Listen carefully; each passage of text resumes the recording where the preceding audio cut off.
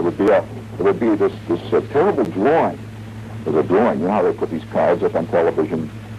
Like you see them on Johnny Carson shows. It's 1 moment please, or more to come, you know, kind of stuff. Well, we had this card. It was such a cheap show that we did not have any theme or anything like that. We had a card with a couple of bad-looking cactuses drawn on them. Maybe it's cacti. I don't know. There's cacti, correct? Cacti. Well, they were real rat. You can't glorify them with the term cacti. They were cactuses. These were bad-looking. And what they looked like was 2 thumbs sticking out of a pool table, 2 thumbs with fuzz on them, you know, like with stubble on them. They were bad-looking cactuses.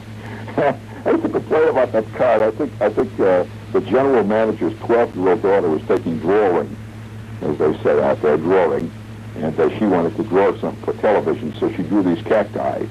Well, here they were, see, and the music would come on, and they had this guitar music that would be my theme. It was going, da da da da dee, da da da da da. You know that tune? Da da da da dee, da da da da dee, da da da da da da da da dee, da da da da da, twang, twang, twang, twang, twang, twang, twang. Oh, I was so bored. You know, maybe you're not aware that many people who do hack television are bored even more than you are by the program that they're doing.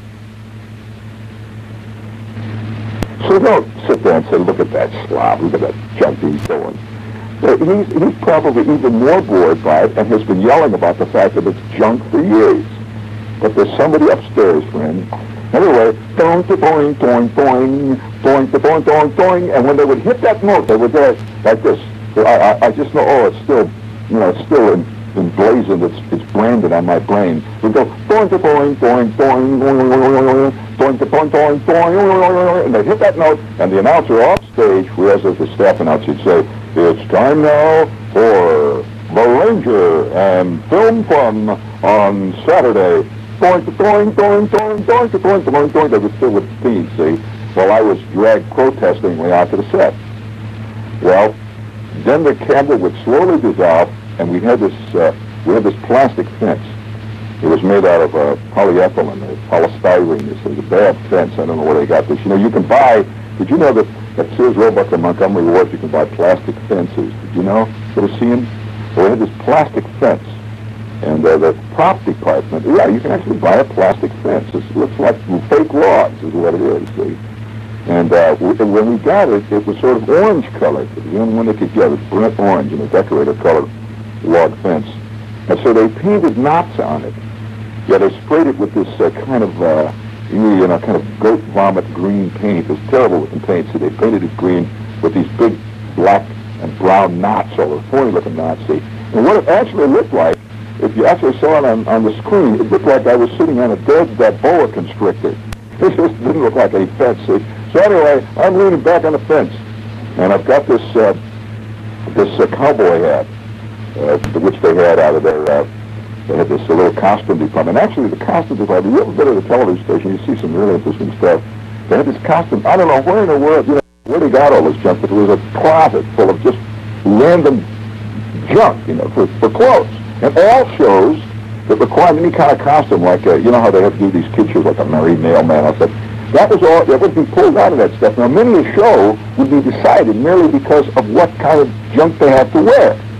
Now, I guarantee you, the only reason they did a Merry Mailman show was somebody had this old mailman suit at the bottom of the closet, so they pulled it out, and they wanted to do, you know, they wanted to do something. Well, you got to do a mailman show. You're not going to go out and buy another suit, so do a mailman show. Well, why mailman? Well, we got a suit. Go out and do it. So, anyway, I was the old ranger, see, and they had this crummy cowboy hat. It was a terrible cowboy hat. They kind of give away free at Phillips 66 stations, you know, bad-looking hats. And it was about 2 sizes too small for me.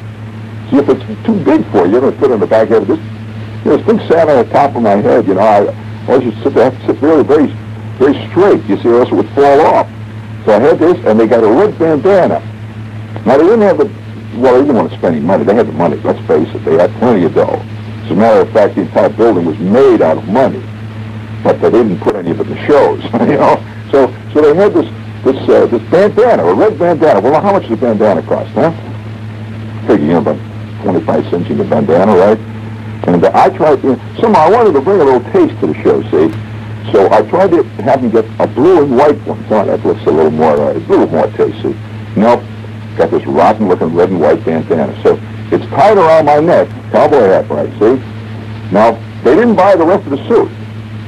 No way to buy a suit, see? So somebody says, listen, we got to have some kind of, what is a cowboy? Why don't you get yourself, hey, you got any jeans at home? Well, not everybody's got some blue jeans, right?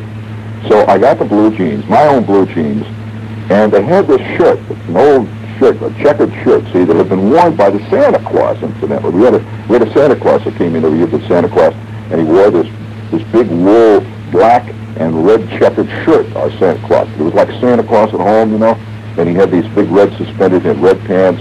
And anyway, that was my cowboy shirt. It was actually a Santa Claus shirt, see. And scratch, boy, have you ever worn one of those shirts that are like made out of old burlap bags or saddle blankets or something? So it was a wool scratchy shirt. Had my crummy little Phillips 66 cowboy hat on. I had my red bandana and my blue jeans. And I had, you know what I wore for the shoes? See, you had to have shoes because they picked me up lounging on the fence. Now, cowboys are always supposed to be sitting on a fence like that, see? So I had these old GI shoes I had when I was in the Army. You know, these jump boots? Well, I had to keep the pants pulled down, else they'd look like jump boots, see? So they look like boots, so I'm sitting there. All right. Well, they would open up, the camera would pull back, and the cactuses would dissolve, and the last twang, twang to twang, twang, twang, they'd fade it out, twang to twang, twang, twang, twang to twang, twang, twang, twang to twang, twang, twang, fade back, and there I am. At that point, the AD would hold up a card that said, "Howdy, partners." He would hold it up.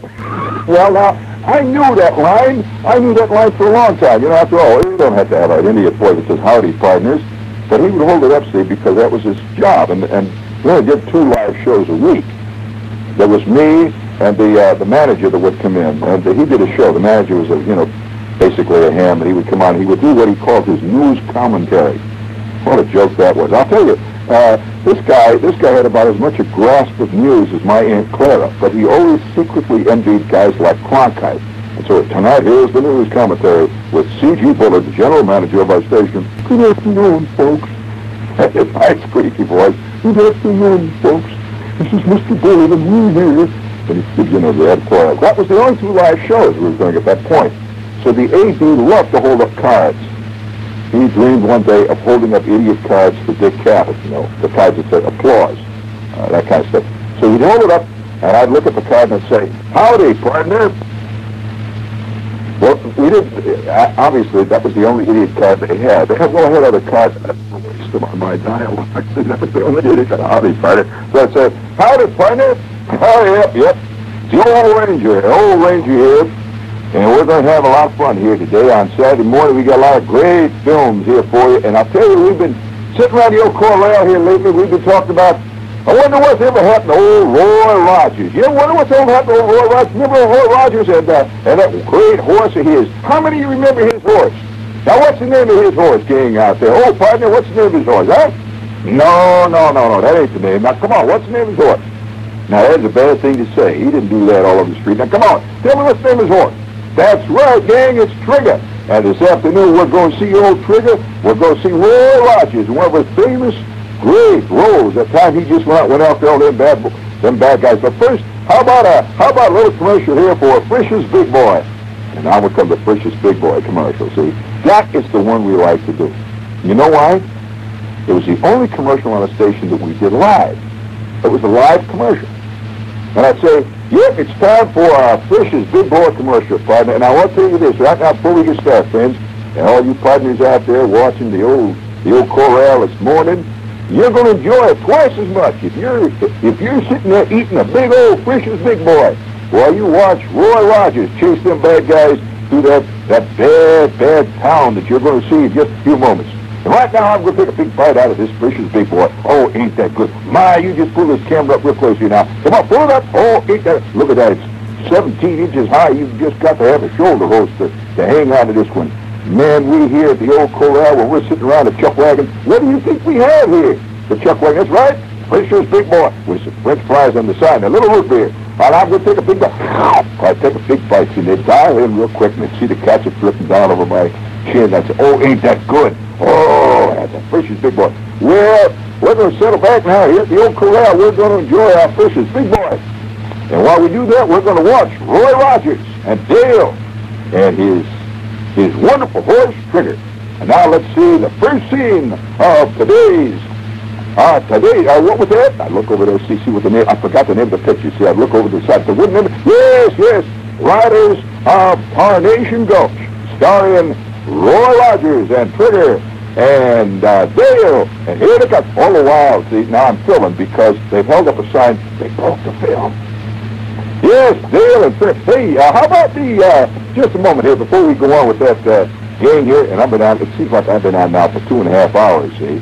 I say, all right, gang, why don't we sit back a minute here? Hey, did you ever notice when you hold on to one of them fish's big boys, that you got to hold it like this? Now watch it, we'll take another big bite here. I'm eating the fish's big boys and trying to fill. Then they would hold up and say, okay. All right, it's time now for the Lone Rider of Tarnation Gulch, starring Roy Rogers. And then on we come to Republic Pictures. All right, the film would go. Okay, now you know what I did Saturday. You know why you listen every night to a person that has a deep vein of bitterness, right? You do this for a while, you get a lot. You know what we used to do to shake them up, though? We used to have all kinds of groovy things that we would do to shake them up. For example, see, there was only just me there on the Saturday, me and the AD and this cameraman, that was it. And we didn't have a real director. There was no director at all, see?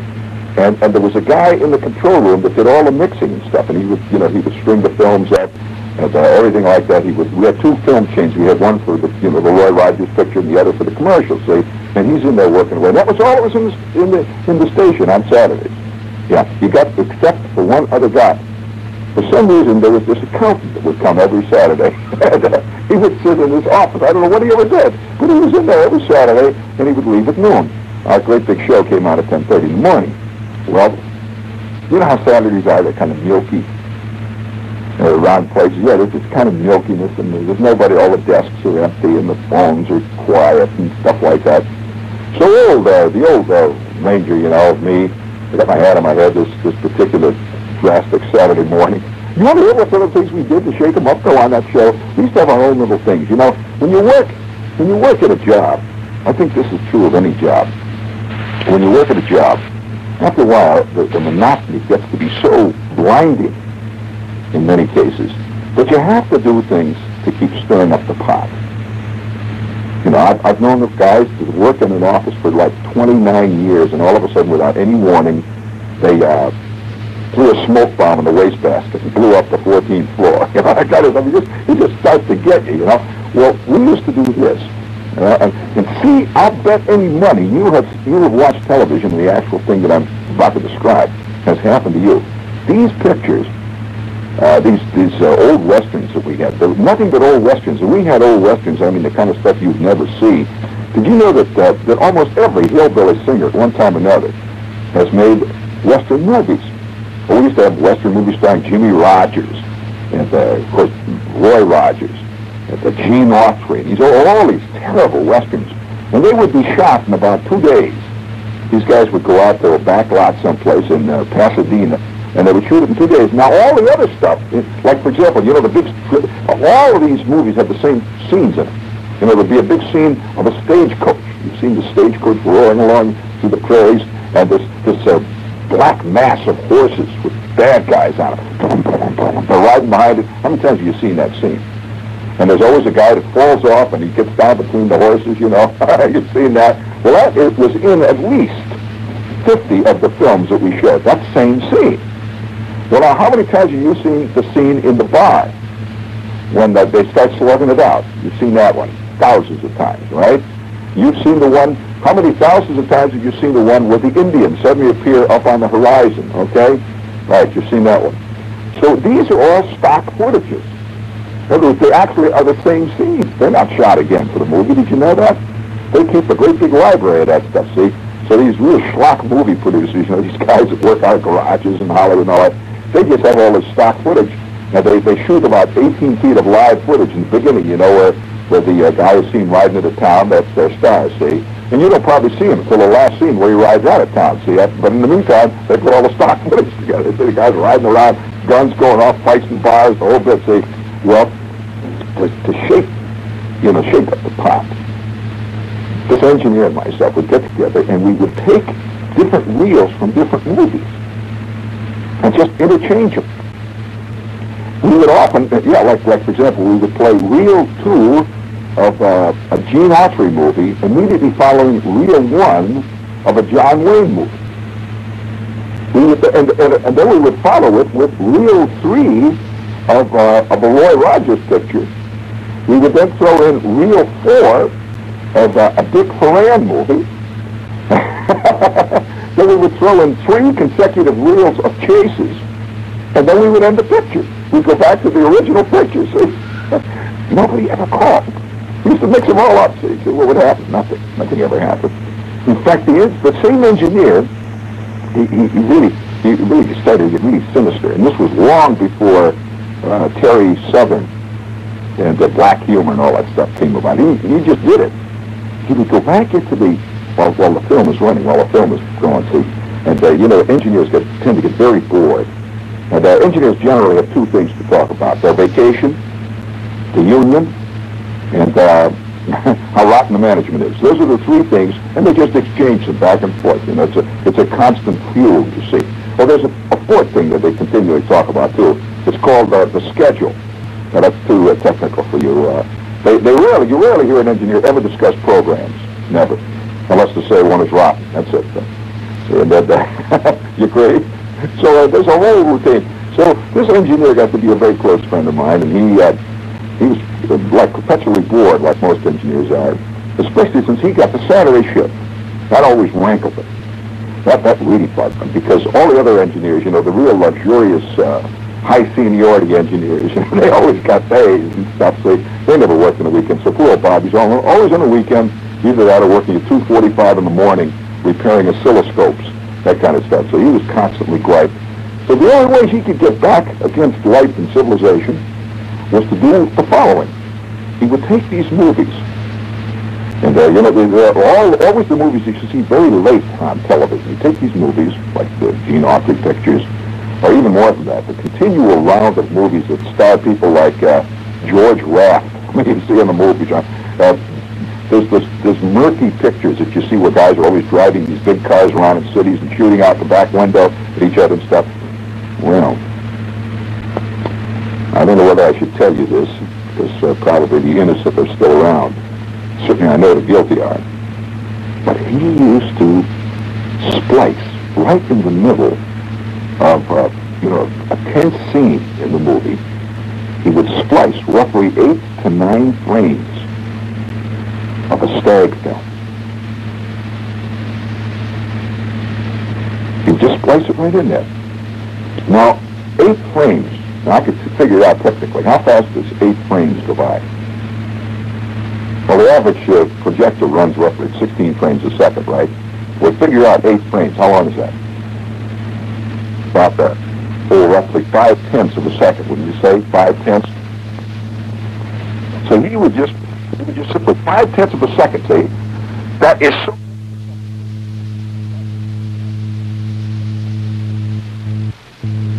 The flicker. And we'd see this fantastic scene. I mean, the most obscene, unbelievable stuff he would put in there, see? And we'd go, that's like that. It's like a flicker. It just looked like something jumped on the film, is what it really looked like, see?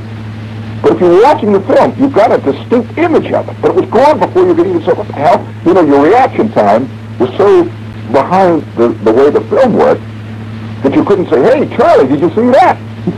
You thought it was in your own mind. It was subliminal.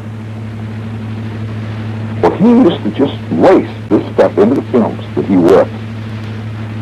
And we never got any calls. We always used to wait and see if there was a call. Well, it was that kind of stuff. It would go on, we did this, we did, I could tell you other things. Did I ever tell you the time that he was able to sneak in to our public service films? Like we had this big locker full of public service films. These little films where they would say, and now the U.S. Army reports. You've seen those? Those are public service films. You'll see the one. The U.S. Forestry Service presents the following public service film. Ba, ba, ba, ba, ba, ba, ba, ba, ba. And out comes Smokey the Bear, you know. Well, he put. It's exactly the same like. It had exactly the same opening. He stuck it right in one of the cans, and he just waited till it came up. He didn't play it himself. He just put it in the can and spliced the other opening to it and the other trailer to it. And I mean VD film. And it was a drastic film, I want to tell you. And it's the famous film that you've all heard of, and many of you, having been in the Army, you probably know it.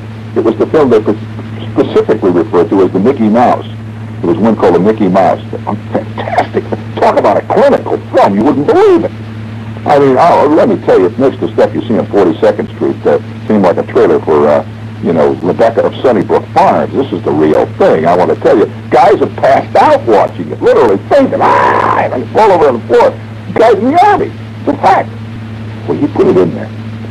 Now, of course, all of our big public service films are thousands of them. They keep putting them in, whenever they got 15 minutes to fill, they throw that in. A film, our regular film show is one short, they put a public service. Well, one night, that happened, one night, he wasn't on duty, so one night, the engineer on duty, they never look at the film. See, just like engineers on radio stations never listen to the shows. You're an exception, man. I'm telling you, they don't, really. And he banked on the fact that the engineer at 1 o'clock in the morning never looks at the film that's on. He just, threads it up. First frame comes in, he fixes the shading, and goes back to reading his vacation schedule, or complaining over the phone to his wife. So, which is exactly what happened. And the night that it came on the air, it was a fantastic moment. It was about 1 o'clock in the morning. And they used to always end the day with some kind of a public service film. After, their schlock film of the night, they'd end it with this public service film, and then I would come to Star Spangled Banner. So, it was it worked just like clockwork.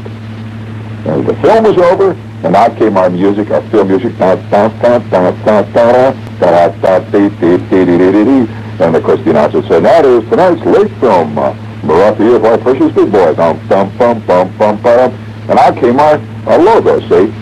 Well, immediately after the logo, this film came on. A public service film. Bum, bum, bum, bum, bum, bum, bum, bum, bum, bum, bum. A U.S. Signal Corps film. It was beautiful. They played it all the way through. And because there was nobody on the switchboard. At night, this station had no phone calls from about 5 p.m. on. That was it, see? But I just want to tell you, all over town, it was fantastic. Guys were calling up their friends. Hey, take a look at Channel 7. They got the one on. You remember the Army? Hey, they got it on. Look at, holy God, wow. Fantastic rating. Thousands of people got up out of bed to watch the film. They were calling each other up. It's an incredible scene. Hey, listen, we got one more spot. Jerry's worried about it, so let's do it. We got a General Tire spot. And if you've got tires that you need, man, go to your Tire Pro at your local General Tire headquarters for all your tire needs. This is copy number 2. It's okay, Jerry. It is indeed. At a fraction of the cost of many new tires, they have great retreads. So you go where the big red General Tire G has stood for quality. I say it stood for quality. And by the way, in Newark, ask for Ben Robinson or Phil Pizzolato at General Tire Service, 857 Frelinghuysen Avenue. Okay, we've done it. Well, gee. And I never did tell you about the terrible crime that happened in that television station, did I? On that Saturday morning. And I'm sitting there wearing my crummy cowboy hat, and I'm the Ranger. Yeah, folks, glad you dropped by Will Corral. There it is. I hope you've enjoyed tonight's film. It's a wonderful film, wasn't it, with old Trigger Ed. You like the way Trigger just went up and caught all them bad boys? He went out and got after them bad guys just all by himself. I don't know what the Roy Rogers would do without Trigger. Right, gang? And Dale, wasn't she fine today? Yes, well, don't forget next Saturday, it's going to be the old Ranger. I'm going to be here eating them Precious Big Boys. Don't forget you get it with French fries. You can like it with French fries, a little mustard on the side, a little ketchup, maybe some pepperoni. And in the meantime, don't forget, and then the AD would hold up a sign that would say, so long, partner. I'd say, so long, partner. We'll see you next Saturday.